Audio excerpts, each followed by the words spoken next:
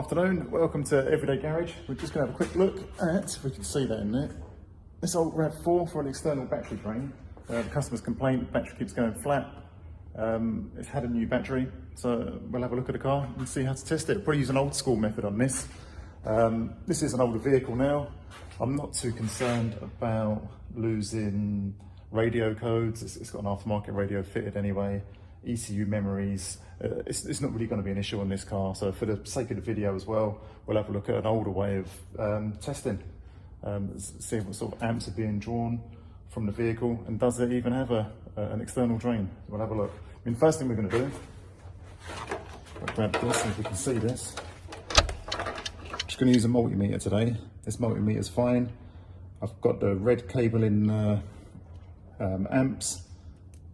That's a 10 amp fuse rating, which would be more than enough for this vehicle for what we want to have a look at. Some cars, if you do the central locking and stuff like that, you may possibly exceed that 10 amps and you're going to blow the internal fuse.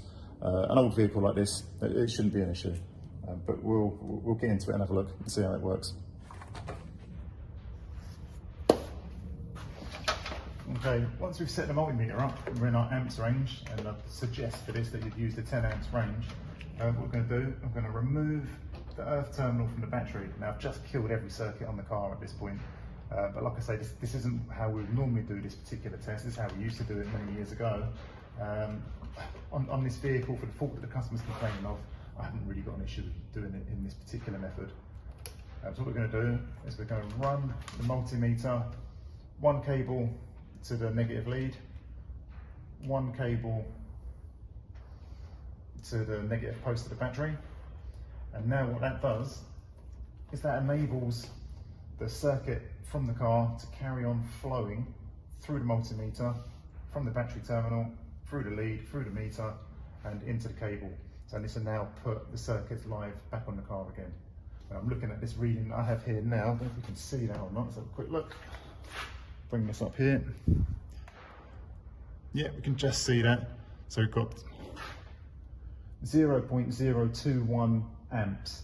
So that's going to be equivalent to 21 milliamps, which is good. This looking initially, my first look at the car, this vehicle hasn't got an external battery drain that I'd be massively concerned about. 20 milliamps is certainly acceptable.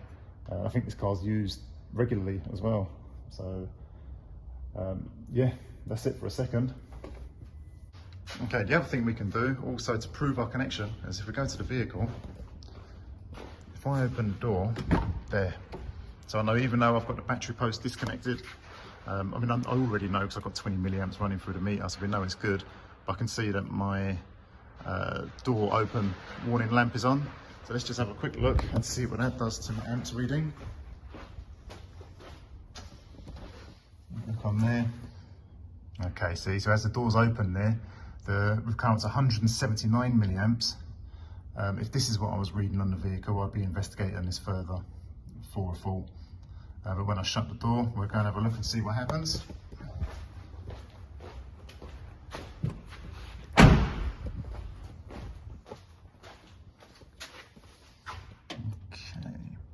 there we go, straight back down pretty quickly to 21 milliamps. I'm not too concerned about this vehicle at the moment. This battery shouldn't be going flat overnight based on those readings. Okay, I'm going to get this put back together, give it back to the customer and see how they get on.